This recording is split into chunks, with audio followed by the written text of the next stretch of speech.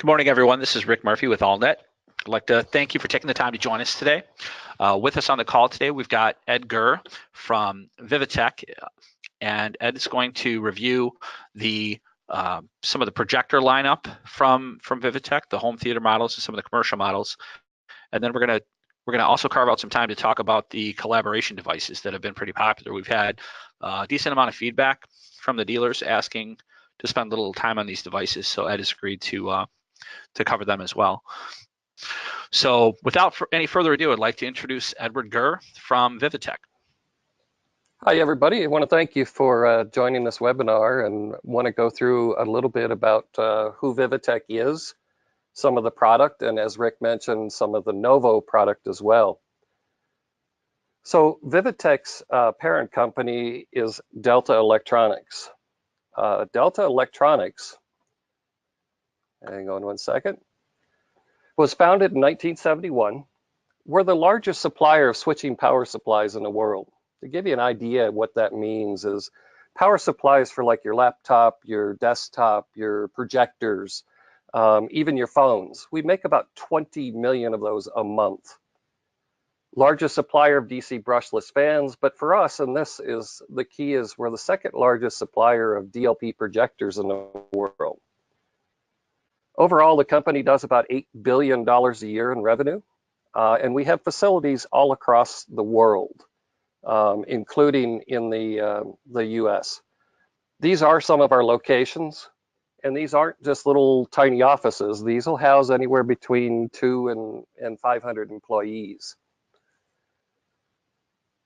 This is our Fremont location. This building was built about 2 years ago now. The company has a lot of very initiatives centered around being green, and that's what makes our power supplies such a top seller, is they're the most efficient, the ones that are out there. This building met platinum LEED standards, so it's basically a net zero carbon footprint. And there was a lot that went into achieving that, and we continue to evolve it as well.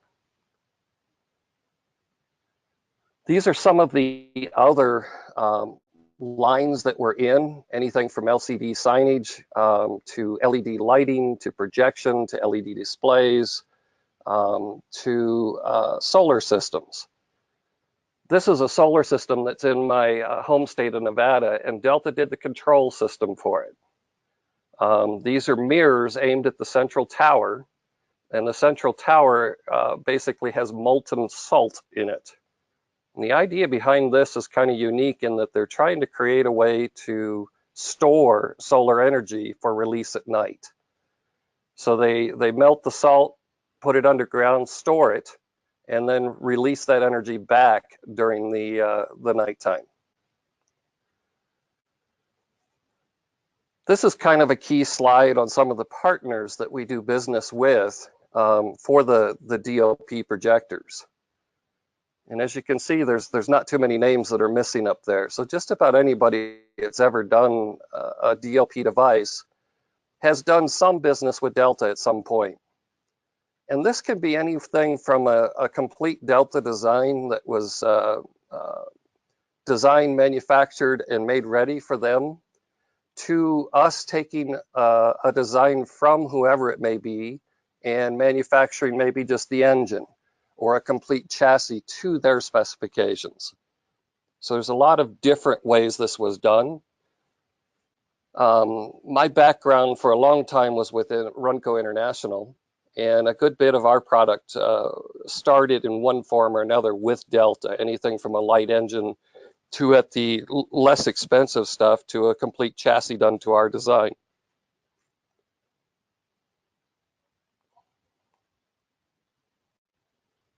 So laser phosphor is where most of our large venue has gone these days. It involves having a phosphor wheel and a color wheel to reproduce the colors. And as you can see, there's no degradation over time in the phosphor. Some technologies out there, as everybody knows, degrade over time. One of the beauties of DLP is that it does not. In the old days, when you'd put a new lamp in, you would have the same performance that you had when you first purchase the projector. And the same is holding true now with our laser phosphor engines.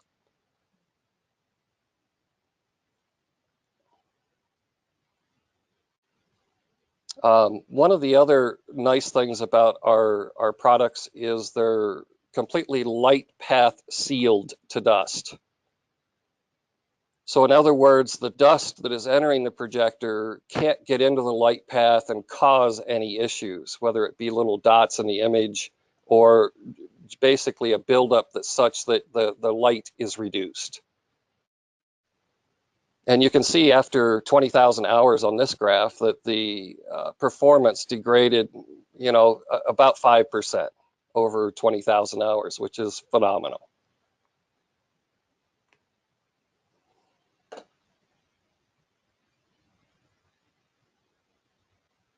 And this gives you an idea of how bad that dust was. If you look at that picture, it's kind of in the middle with the white chassis that kind of looks brown on the top. That was the amount of dust that was being introduced during that test. Something else that's kind of unique to Delta's lasers is it looks like their lifespan is going to be considerably longer than most people in the industry.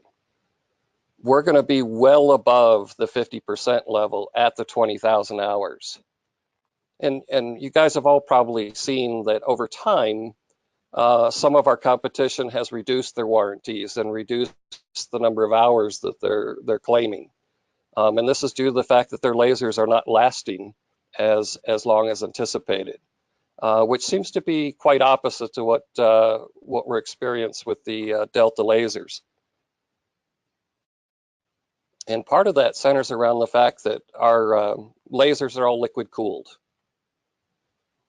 So there's a liquid cooling, as you can see in here, a little radiator, a pump, and the cold plates that are actually attached to the laser assemblies.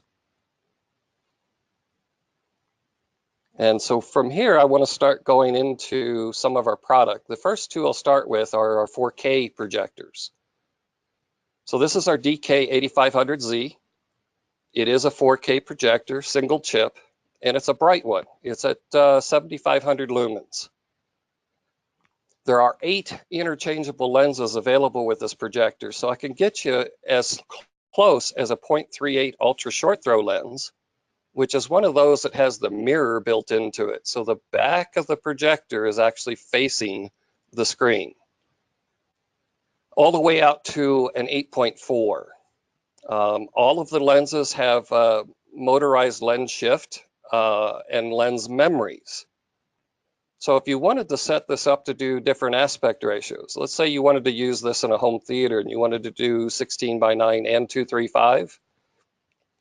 If we get the projector to the right place, we can do zoom and refocus to do the 2 different aspect ratios without having to add an additional lens or processor. Which in my experience leads to a crisper, sharper, nicer image. Then the other projector we have is kind of an entry-level home theater piece. It is also 4K, 2,000 lumens, high contrast. The lens has a zoom ratio 1.39 to 2.09, relatively long lamp life, and 3 HDMI inputs. Selling a lot of these. It's doing very well. So this would be your more traditional controlled light environment in a screen size, maybe up to 120, 130 inches, where the DK8500 is meant where you have ambient light in the room that you need to conquer, and maybe you're pairing it with an ALR screen. And or a very large screen. And of course, there's certainly applications within the commercial market for the DK8500Z as well.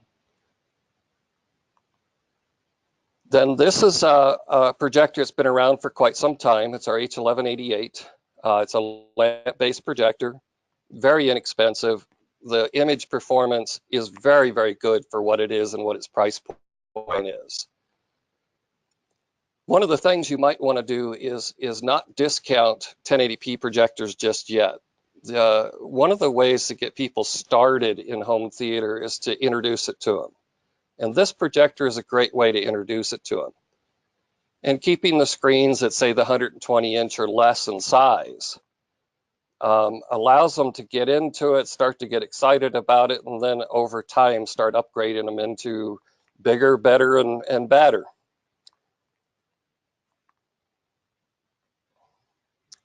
So high bright projectors. You're going to see a lot of these slides that I'll go through relatively quick because they're going to be available in WXGA, 1080p, and WXGA. So this is our DU978, 5,000 lumens WUXGA, 1.39 to 2.09 with horizontal lens shift. Great projector for use in conference rooms, sports bars, etc. Anywhere that you want a 16 by 10 image and need that brightness at a reasonable price point. This is the same projector, 1080p. Sell a lot of these into homes.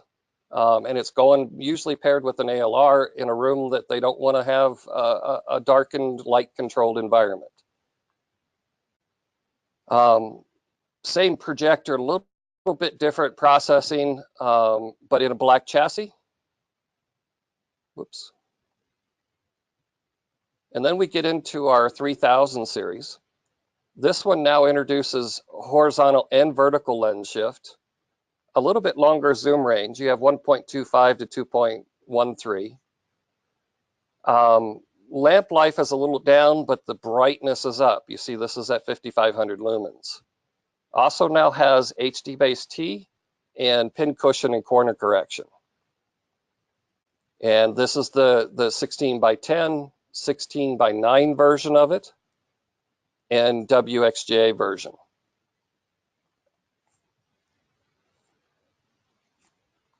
Our 4000 series, this is our first laser projector as we go into the line.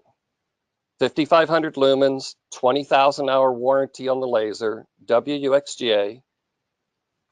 Zoom range is 1.15 to 1.9, horizontal and vertical lens shift, as well as Keystone and HD base T.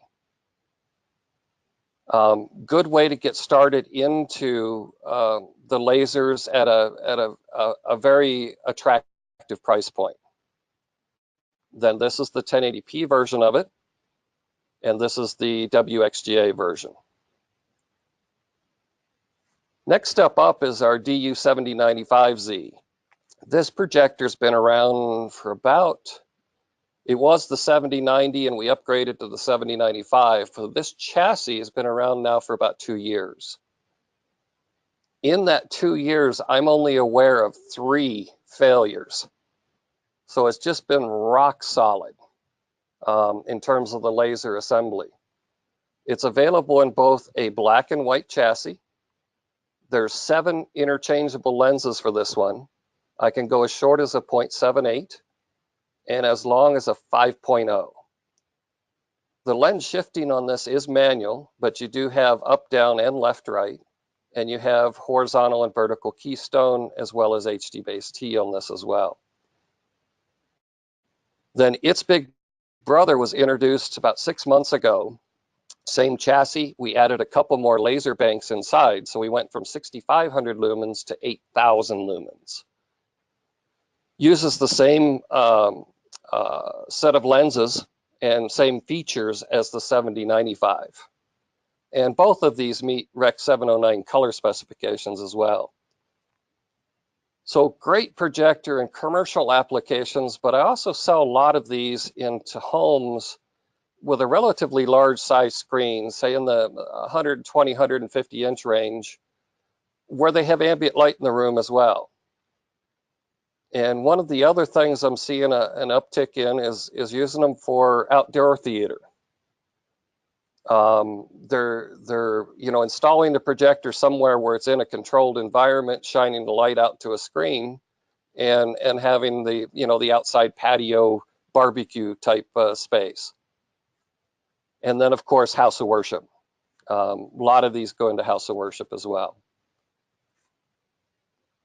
This is a projector that we actually discontinued and brought back because there was a demand for it. It's our DU5671.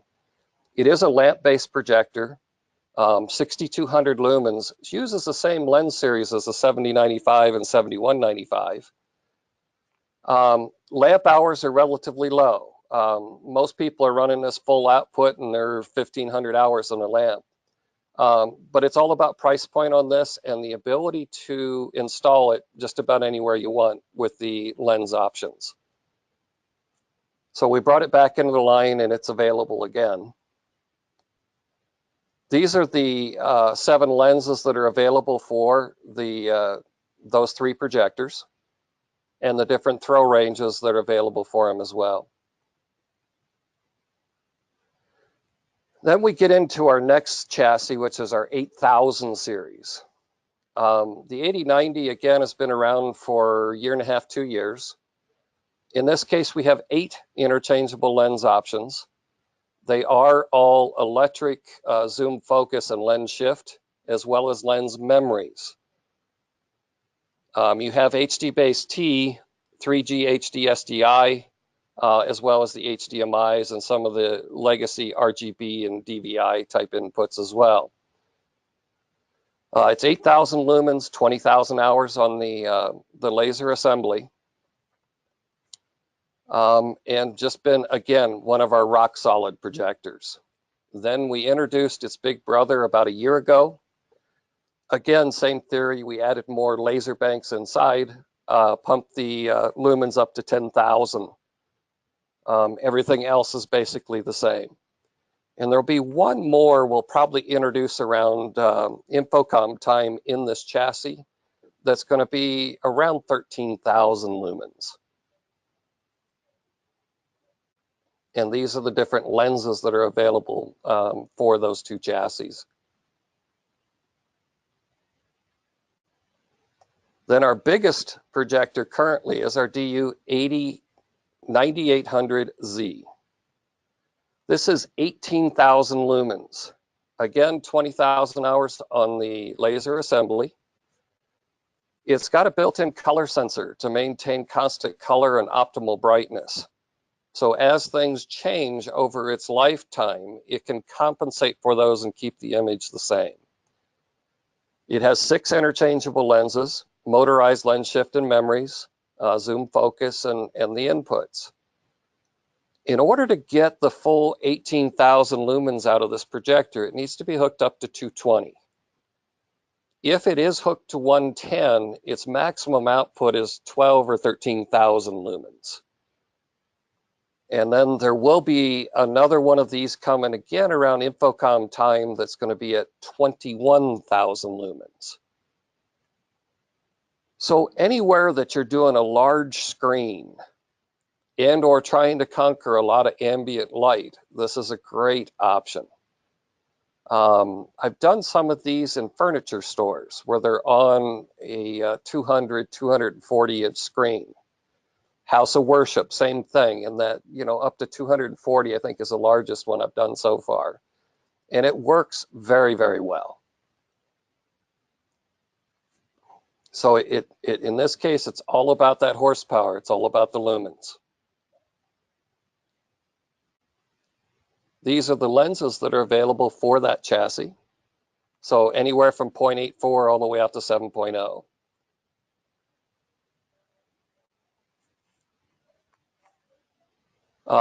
Edge blending, warping, keystone adjustment. All of our large venue has this built into it.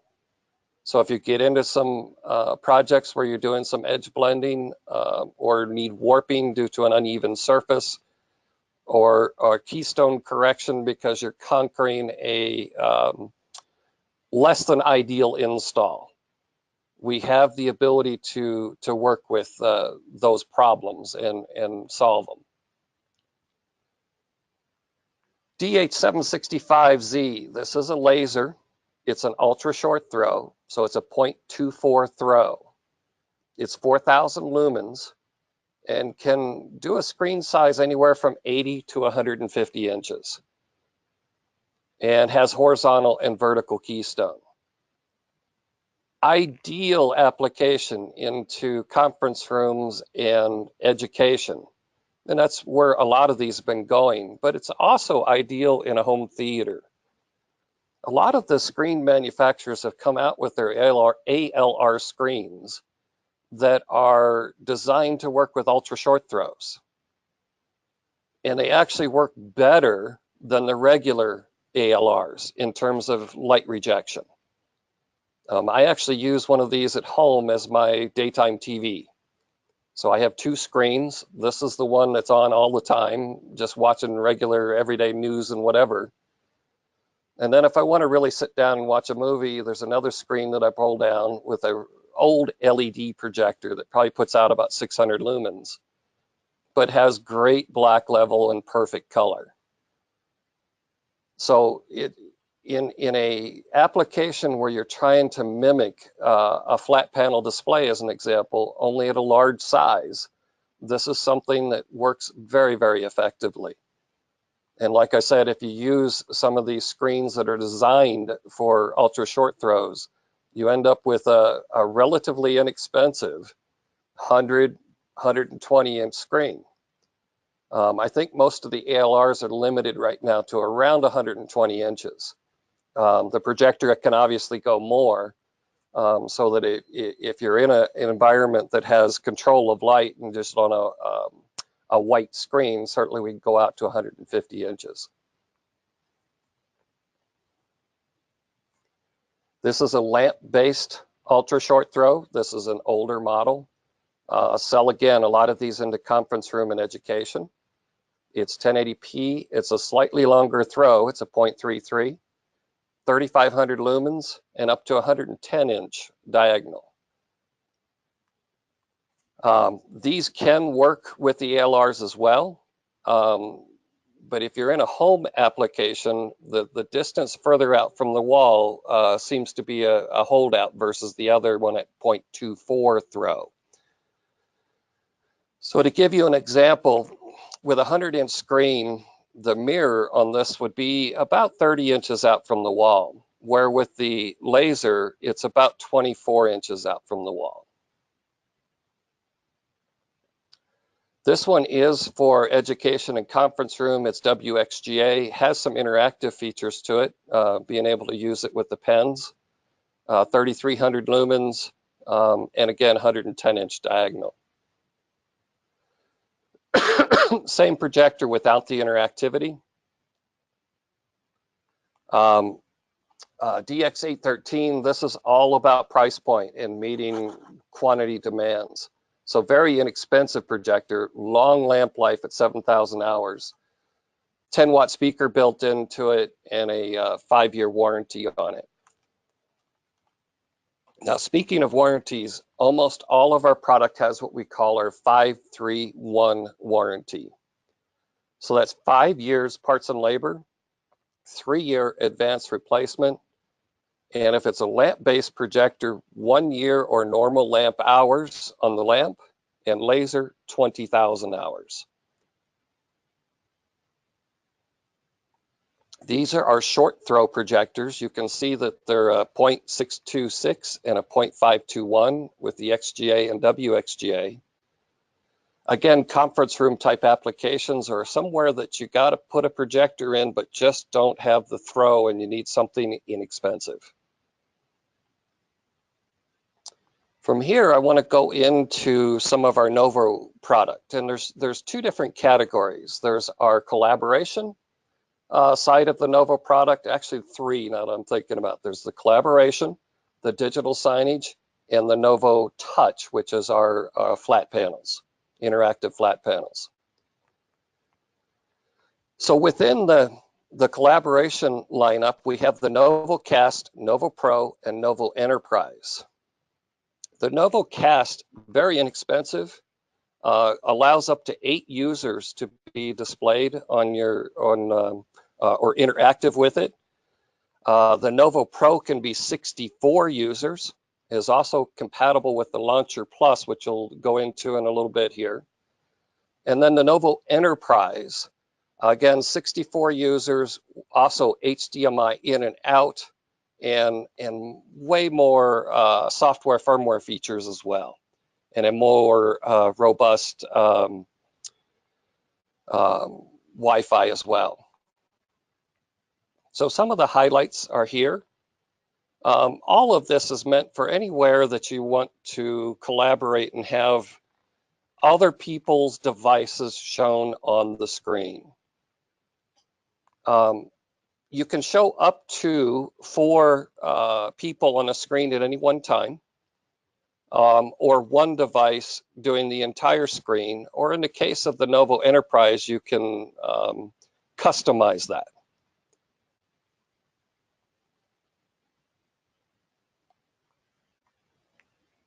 Some of the highlights with the Enterprise, platform, cross-platform sharing, the AirPlay and Google Cast support, the launcher, which again we'll talk about in just a minute here, the quad view, and so on.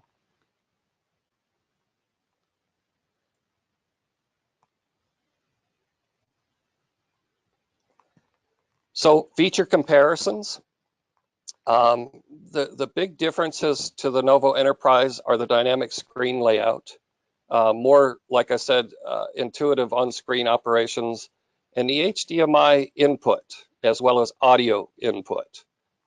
So it allows you to have a live video feed of whatever you may want, as well as all the collaborative stuff, and can do the 64 users. NovoPro, again, 64 users, and the NovoCast, 8 users. The NovoCast is all about price point.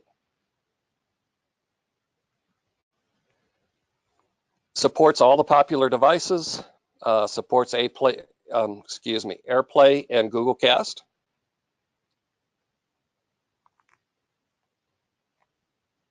This is showing some examples of the dynamic screen layout. You can do wireless file sharing. So if one of the users has a file that they want to share with all of the other users in the room, that can be done. You're also able to annotate whatever's being displayed on the projector or flat panel.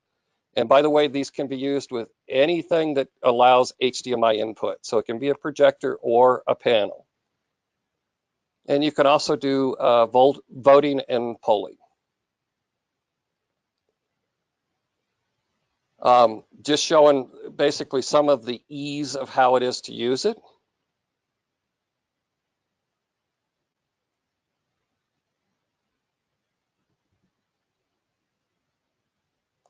Using the HDMI input.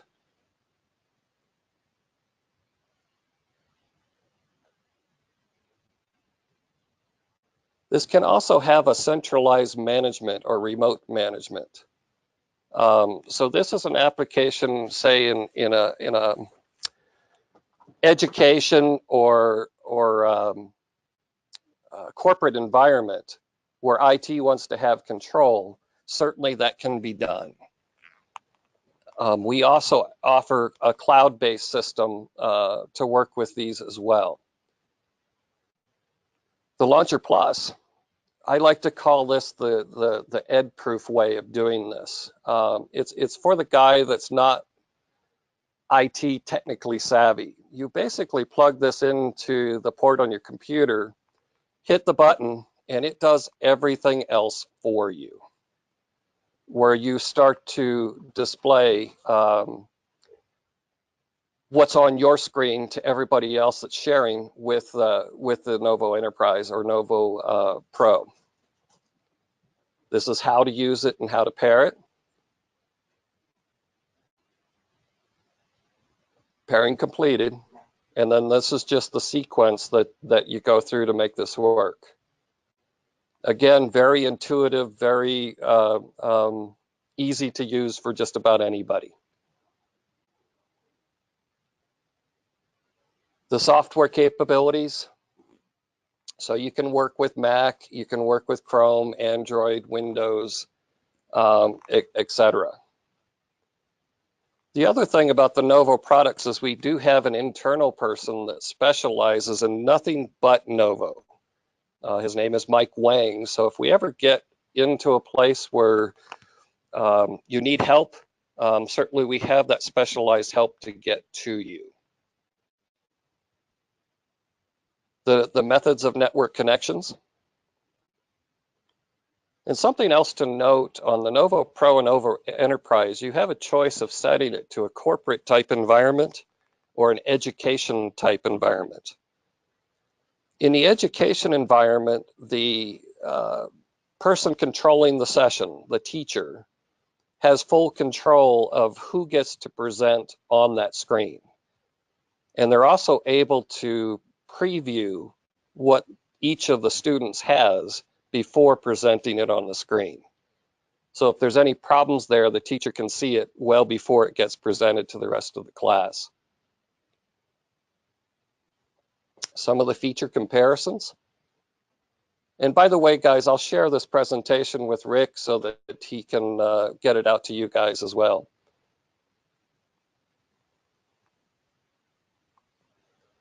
Then the last in the series is our Novo Touch panels. These are available as a 75-inch and an 86-inch. It's 10-finger touch and completely interactive. So it has all of our Novo products built into it. So everything the Novo is able to do, the Novo Touch is able to do, with the addition of being touch interactive as well. So 10-point touch, you've got all the productivity tools, the wireless presentation and collaboration, the digital signage, and the ability to install some of your apps and centralized management. Some of the apps that it comes out of the box with.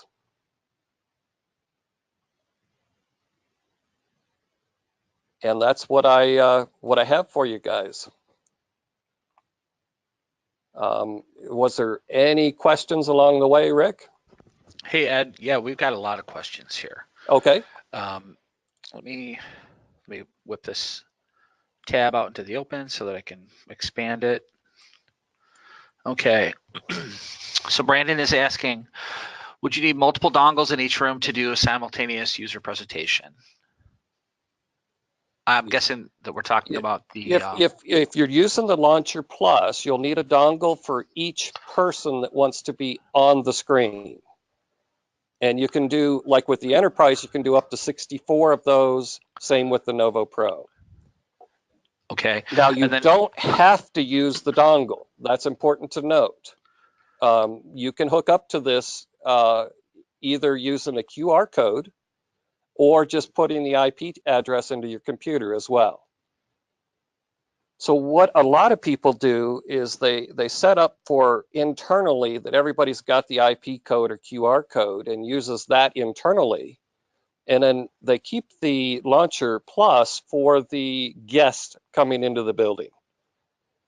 And the guests plug it in, and they don't have to get into the network of the corporation or school, and they're able to present. Okay, so the Launcher Plus is for the guests, like the BYOD type presenters who are coming in, and then also if there's like a lockdown IT director in the building or something like that, and they don't want to have anyone with the credentials.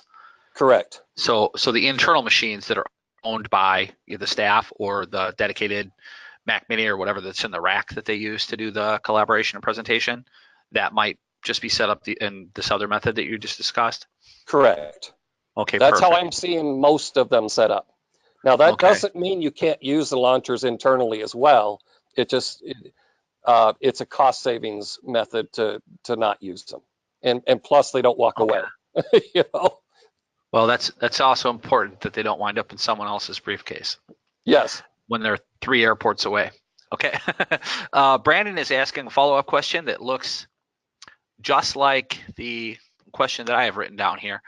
For the multi-user, is this for the same facility only, or if there's a meeting, let's say the meeting that you and I are doing right now, if we wanted to be co-presenters and both be on the screen at the same time, would any of the Novo products allow If you multiple hooked up presenters to be in via multiple our locations? cloud service, the answer to that is yes. Okay. All right. And are And there white our papers cloud on some of these services, advanced applications? there's actually a lot of good YouTube videos on our website, vivitechusa.com, that go through a lot of the Novo product, both the Connect and the DS as well as the panels. They're well worth taking a look at and watching, listening, learning, etc.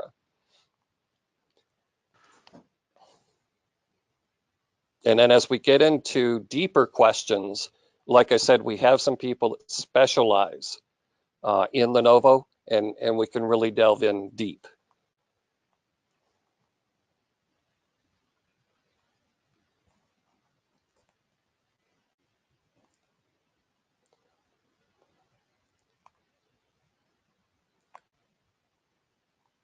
Did I lose you, Rick? Are you there? No, there you are. Oh, sorry, I had the cough button on. So yeah, we definitely scratched the surface here today, and I think we've got a lot of questions, and I think a lot of people are kind of thirsting for this info. One of the other questions that came up is obviously the elephant in the room is that there's another competing product out there that seems like a lot of people are familiar with, or that shows up on a lot of our bid spec requests, the Barco ClickShare. That's correct. How does our product compete with the Barco ClickShare, and what are what challenges or what opportunities exist between these two products? They're very similar to each other. The basic principles are the same, that you're sharing and you have the button, etc. I think the Vivitek has more features to it and is less expensive.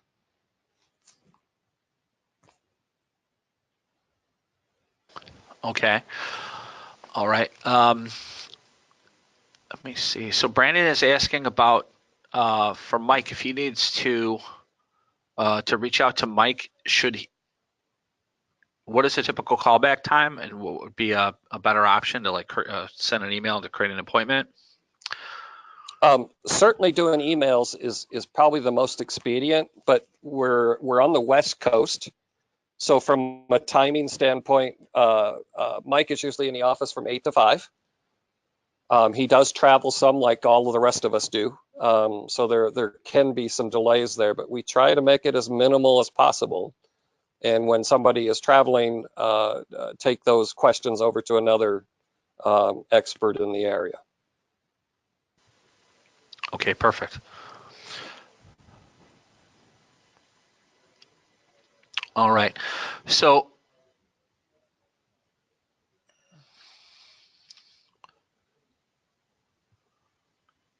all right, but if Mike's not available there, so Brandon's follow-up question is if there were installation questions or on-site help needed, if Mike's not available, is someone available to take those?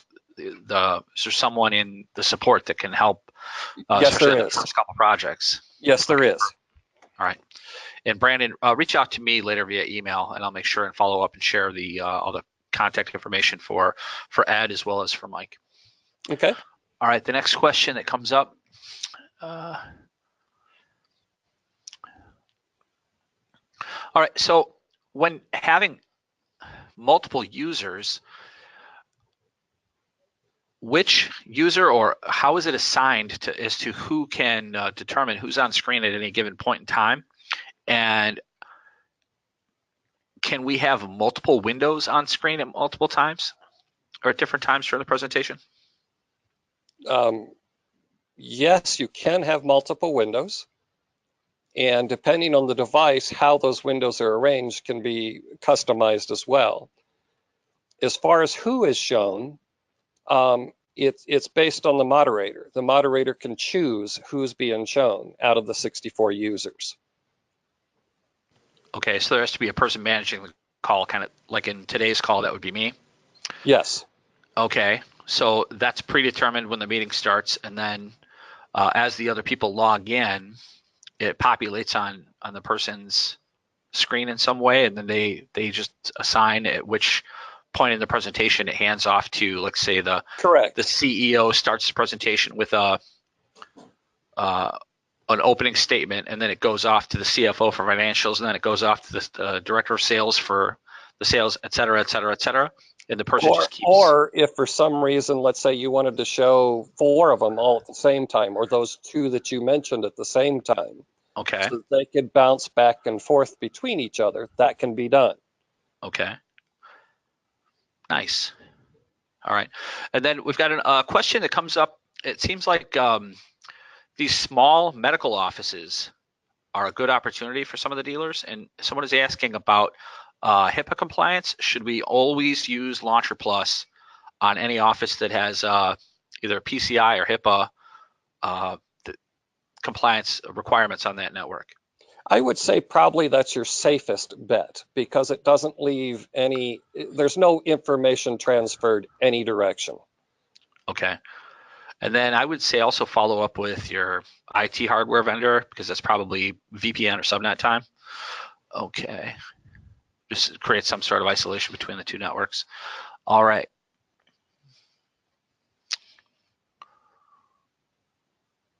Oh, going back to the projectors.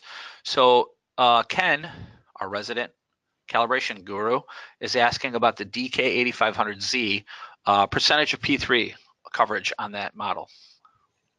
I don't have an exact percentage, but just judging from what I've seen, I would say you're probably in the 85–90% range. Okay.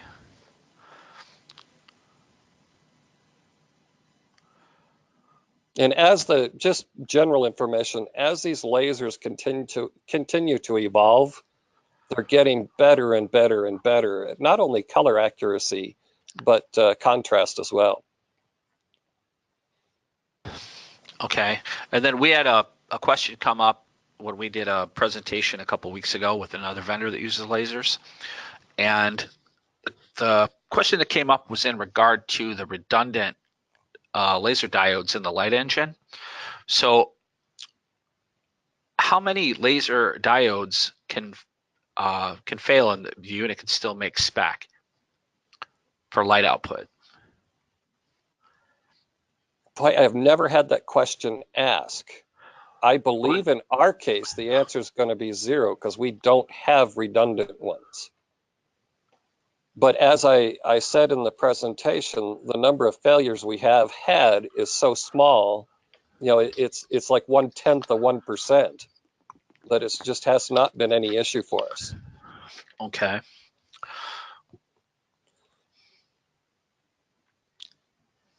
All right. So yeah, the way that it was presented, again, this is a different vendor, but they said that there were like multiple LED diode or multiple laser diodes that were exciting that phosphor ring, and that I think if it's there were a different technology. We're using blue lasers with the phosphor wheel and color wheel.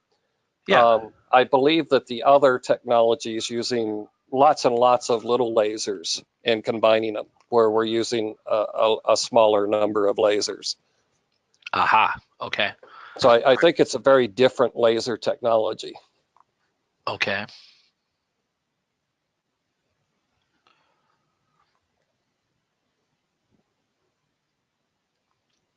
All right. Regarding the NovoPro versus the Novo Enterprise, what are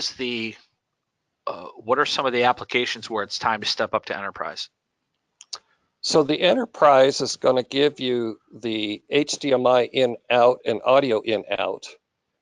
And that was put in for both corporate and commercial inlet sports bars and stuff like that, so that you could have a live video feed and have all of the other collaboration features as well. The Enterprise has a more robust Wi-Fi setup, and it's just more features to it as well. So it's basically going from a Toyota to a Lexus. Okay. All right, and then you said in the slide deck it said the NovoCast was an education model. Education and corporate. It's anywhere that you don't need all of those 64 users, Okay. and or you're after a price point. Okay.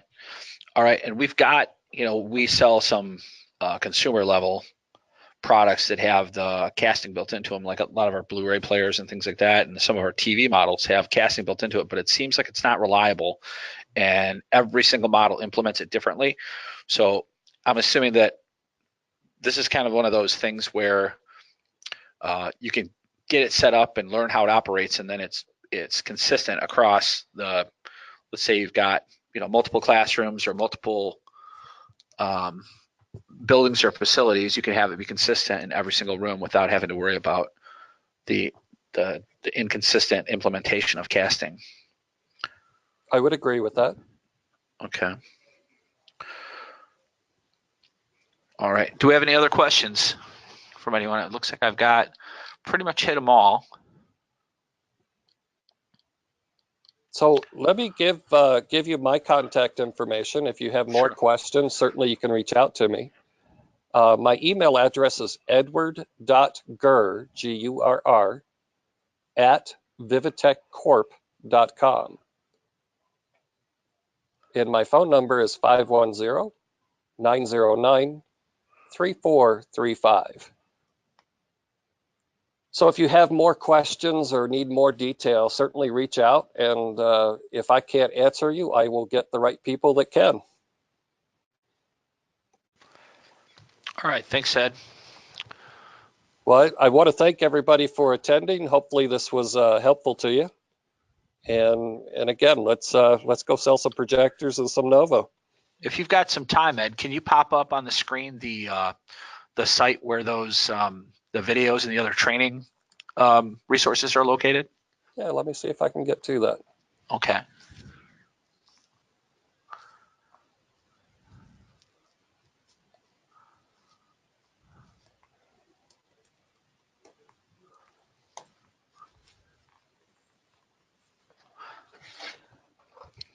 So if you go into the Novo products, Okay. it's going to allow you to get to all the details on the Novo Connect, Novo DS, and Novo Touch. And you just keep digging deeper and deeper in here, and it gives more and more details.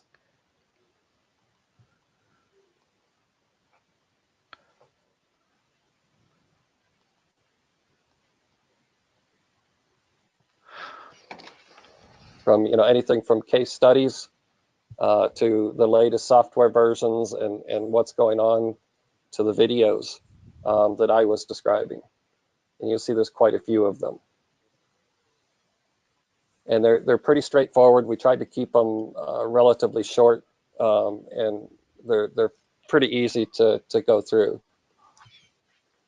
Okay. I'm going to put this together in the follow-up email, some of these links. So Ed, Okay. Let's touch base before the end of the day. Okay. And put together a list of links for everyone who's on the call today. Sounds good. Perfect. All right. Everyone would like to thank you for taking the time to join us. If you have any further questions, or if you would like to follow up, and if you have any recommendations for any future topics for the webinar series, feel free to reach out to me. Either call me at the office. I'm in the Troy, Michigan branch for AllNet, or I'm assuming all of you have my email, since I'm the one who sends out the invites every week. So you're always welcome to email me any tips or suggestions or kudos or screaming batches, whatever you'd like to do. Direct it to my email. Also, kind of a personal thing, the CE Pro Quest for Quality Awards, the nominations, or the whatever, that has just gone out this week, and the AllNet training programs have won the awards for several years, and we'd like to thank you for that. And if you are so inclined, we would love to have you cast a vote again this year. So if anyone has any questions on anything that we do, feel free to give me a call here at the office, or shoot me a quick email. So Edward, I'd like to thank you again for taking time out of your day to join us and do this presentation. And everyone, thank you again for your time. We're going to go ahead and end the webinar now. All right. Thanks again, everybody.